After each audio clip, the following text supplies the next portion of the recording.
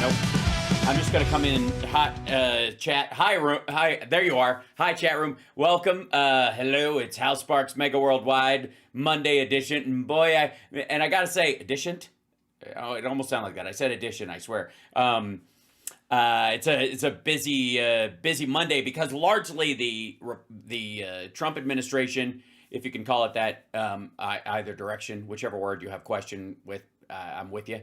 The Musk administration, the Musk regime under, puppeting the Trump conflagulation, whatever you want to call it. The important thing is that Mondays have now become a very important news day because it's what I would call mop up Monday, ladies and gentlemen. Mop up Monday. The idea is that Trump has so ham-handedly handled the Friday news dump that some asshole, and I don't know who, it must be some of the ineffective shitheels they've got running the joint, that those folks are so terrible at their job that they're busy kind of not doing it, so much so that they can't even clean up after themselves. Hence, if I do say so my damn self, the Mop Up Monday. So get used to that as a general, I don't even know if you'd call it like a habit, because there's nothing even remotely looking like some sort of normal structure. And I'll show you why in a minute. But the primary one I would give an example is the suspending on a Wednesday, firing on a Friday, what me worry Sunday habit that they used, I think, the most openly around Hegseth. And by the way, hi, chat room. Hello, everybody. Say hello. Where are you from? What you doing? What's it going on? Yes. Yes, Levitt is a bad maid. Yeah, she's basically like, Caroline Levitt is like hiring a maid that comes in and goes, look at this mess. This is all your fault. What do you want me to do about it, right? And by the way, she's not saying that to the press or to you and I. She means the other cabinet officials. So let me grab this is Dillweed.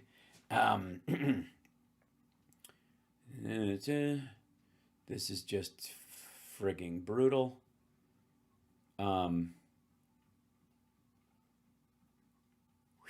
Yeah, what's this? Okay, that's the link. That one's yesterday? No, that's the month ago. Okay, hold on. Let's see. Why is it not? Hold on. I'm trying to find one thing. Let's see. I'm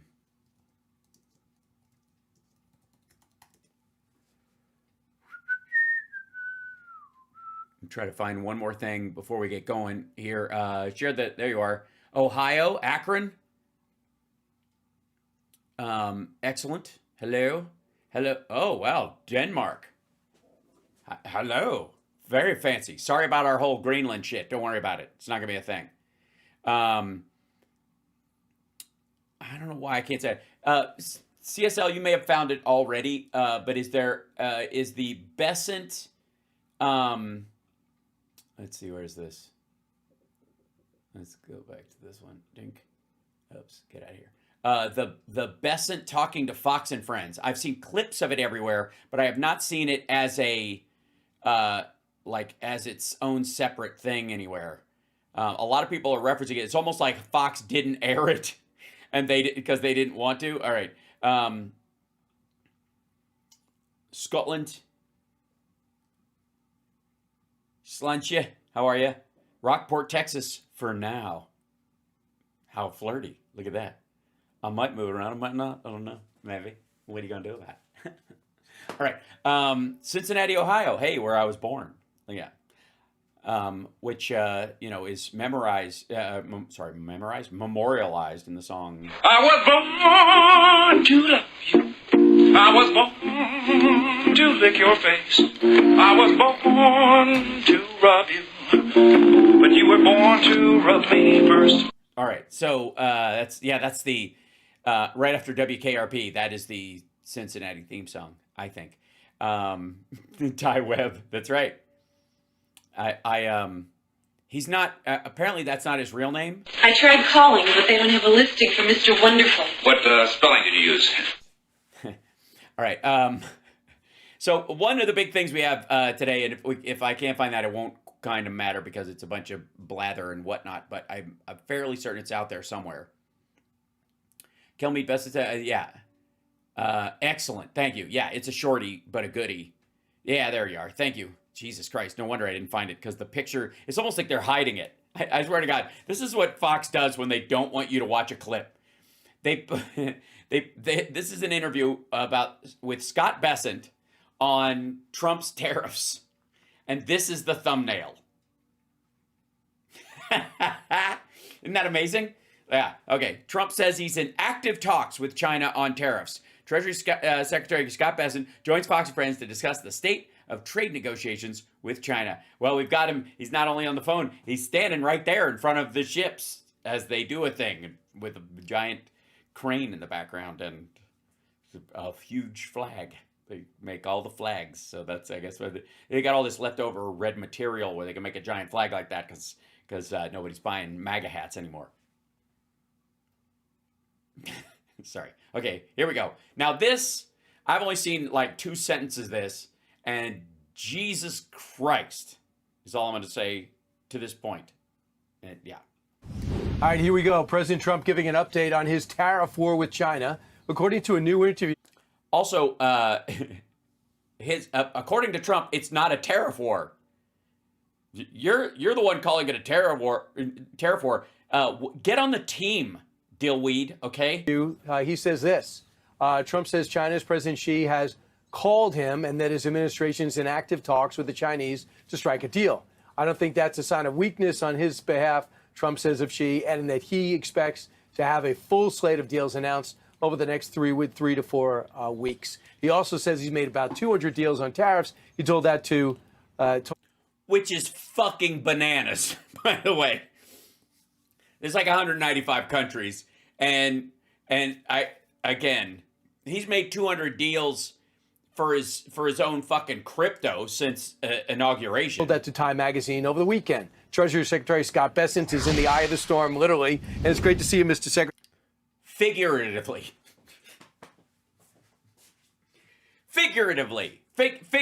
shithead. You're not, it's not, the weather is very nice where you're standing, asshole. Is in the eye of the storm, figuratively. Not is in the eye of the storm, literally, so we have to get to shelter underground, asshole. Okay. Fuck me. Terry? Good to see you, Brian. Probably you get the best reviews of anyone in the administration outside the president. Your thoughts about the U.S. No. Get the best reviews. No. Everybody at Fox Business is asking for more Bessent, less Navarro. That's not again, talking about lesser of two evils. That doesn't mean he's the greatest at it. Just people seem to think, I don't know, a relatively, he seems to be getting MAGA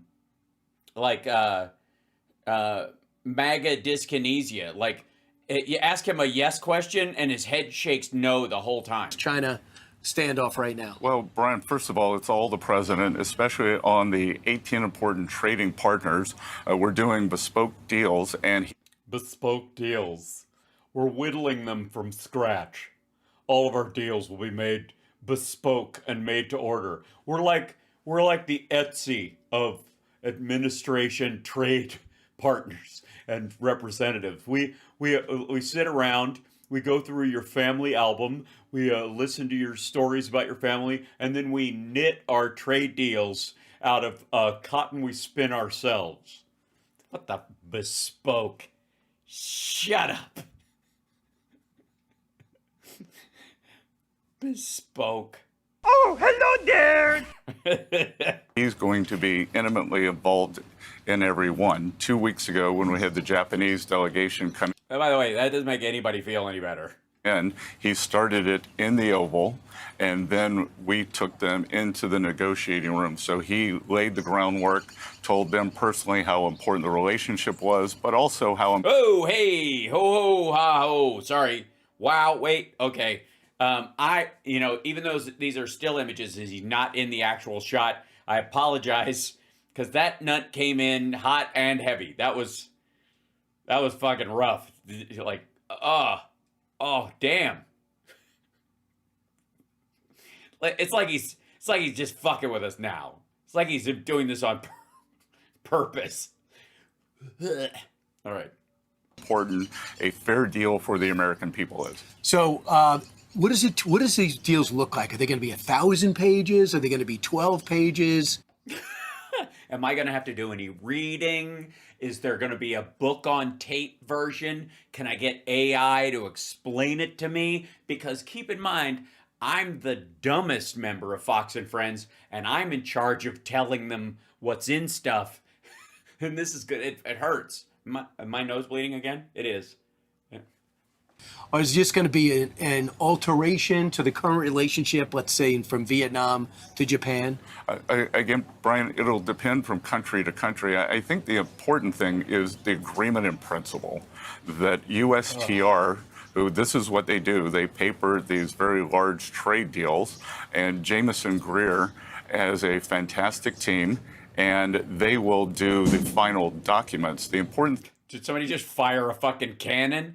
Or is Trump shipping documents out of the White House and one of the boxes just fell off the truck? Thing is that we reach an agreement in principle to end these unfair trading practices that have been going on for decades. So great. So you'll reach an agreement in principle, and then you'll just lift the tariffs, and then everything will stall until and go back to as normal as the people who reach the agreement go. We'd love to sit down with you. We want to do this in person. And Trump gets busy with a war with Iran. This is what I understand in the Wall Street Journal today. They say your goal is 6 nations a week up until the date of July 8th, the deadline. Yeah, 6 nations, then 6 nations, then 6 nations. Oh my God, he's Satan. And then whatever's left, it'll be reciprocal down the line. What do you think? We'll see where it goes. We'll see who's coming in good faith and who's not. But again, as I said, there are 15 to 18 important trading relationships. We'll put China to the side, and then we're moving very quickly. Whoa. I mean, that in and of itself. We'll put China to the side. Okay, we'll just bail out the farmers and anybody who gets their supplies from China. We'll put that. We'll deal with our 15 trading partners like the fucking Saudis and anybody who will promise Trump a golf course. And then we'll eventually get around to the whole China. Is it even important anymore? With many of those other countries, a lot of our Asian trading partners have really come with their A game and are trying to solve this fairness problem. What about China? Do you plan on calling your counterpart? We will see what happens with China. Yeah, I would suppose so. Yeah, I guess if we're alive and we stand here and watch, we'll see what happens, if anything happens at all. And then indeed, if something doesn't happen, isn't that in its own way something happening?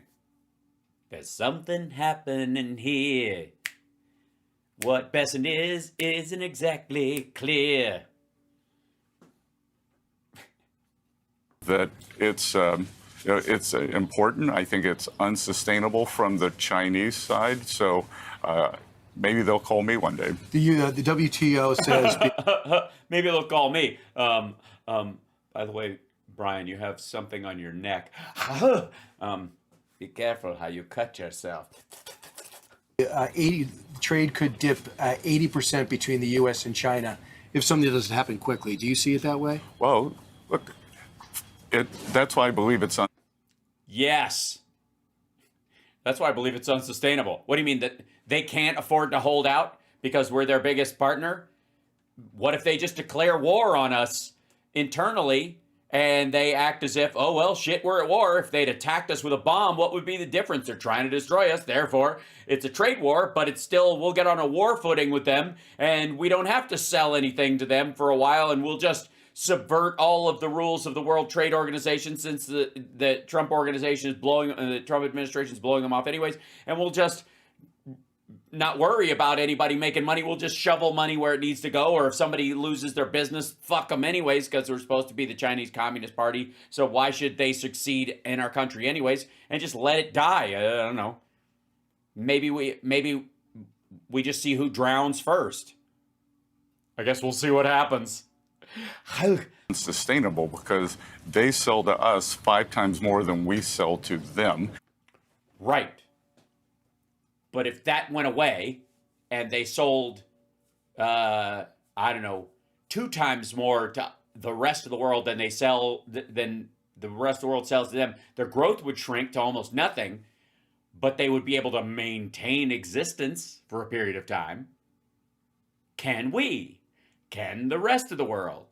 Is that, have you prepared for that kind of a slog? Or are you just willing to flush all these businesses in the States, down the toilet because you don't have the brain pan to do this in a gradual nature? You just had to declare war whether you could win it or not. And we are a crucial part of their business model. So selling cheap, subsidized goods into the U.S. is crucial for the Chinese economy. I believe we're already seeing a slowdown there. The government's trying to take measures counter-cyclical to help the economy.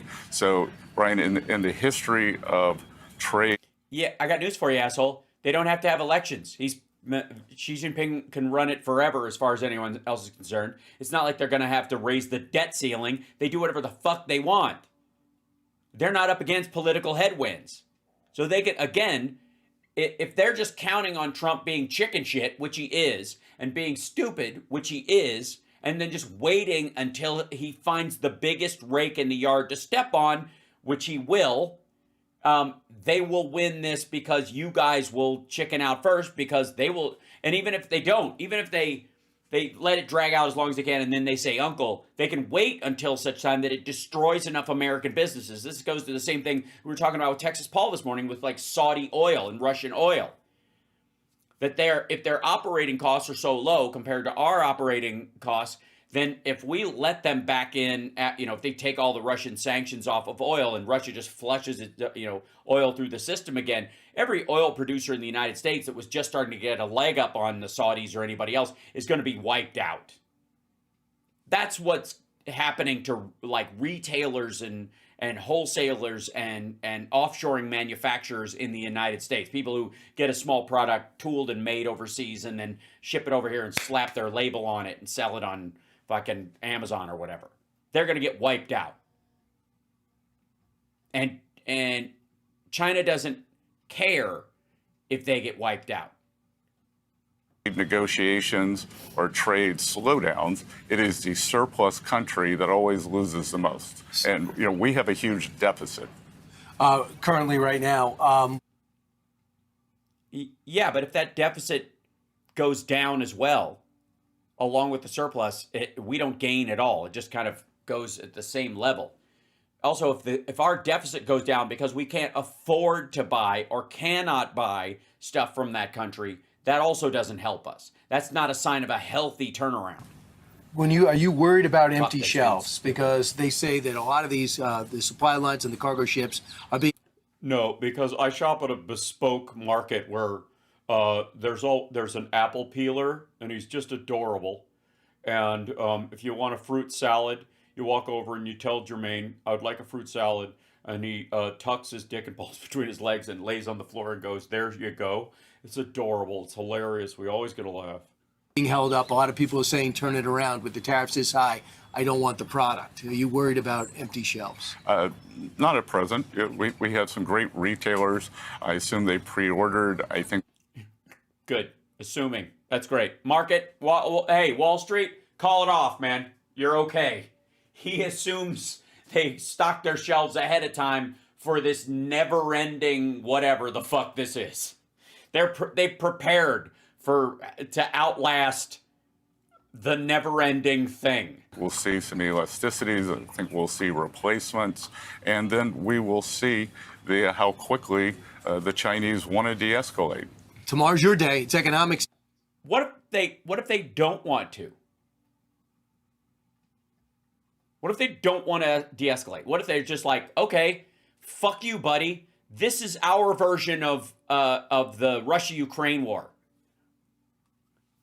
What if they just decide, yeah, we're not gonna do anything. We're just fuck it. We're in it to win it. We'll just hunker down. We don't give a shit about our people like Russia doesn't give a shit about theirs. We can use meat waves of people to fuck with you guys. Instead of them being shot, we can just let a bunch of ours starve to death or go broke or blow their brains out. Because who gives a shit? We don't care about them. And you guys, because America cares, you could sit there and watch all of our citizens die, and we can go, well, you're the one that picked this battle. We can't afford to feed our people if we don't have trade, but we can't do anything about what you're doing because you got a mad leader and he's killing all our people. What if they do that? What if a bunch of people come out and go, that's bullshit, Xi Jinping, but the people are still dying? Then what? Like, these assholes, I swear to God, we're in another situation where, I always complain that, like, sometimes Democrats on our side are like people sitting in the stands of a Coliseum yelling, kick them in the nuts to a Christian being chased around by a lion. This is one of those guys who are like, we'll just kick them in the nuts. Day 100 days in, what's your message? Look, that we've got a three-legged stool here. That it's trade, it's tax, it's deregulation. President Trump has come out of the blocks roaring. And I think this is something new for the American people. He's given... Yeah. Intentionally wrecking the economy without a war or a terrorist act or some sort of bizarre credit default swap nonsense we don't understand. This is new to us. Just the president destroying it from within. What? I mean, wow. It's nice to still be able to experience something this new in the 2020s. 1-2 press conferences a day, an incredible level of transparency. Contrast. Yes, it's very transparent. Vietnam got a deal because they're allowing him to open up a golf course there. Incredibly transparent.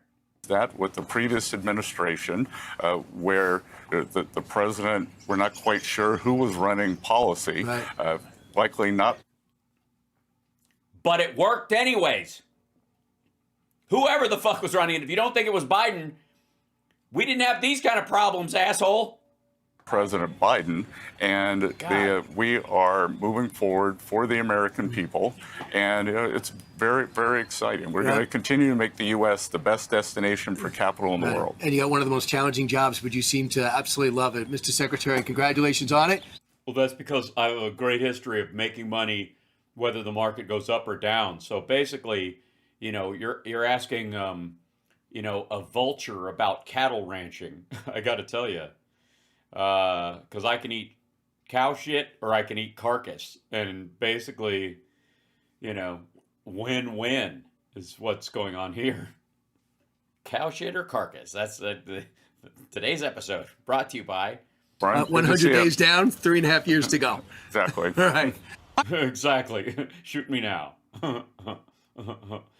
So, anyways, chat room, you can see that these guys are just turd polishing everywhere.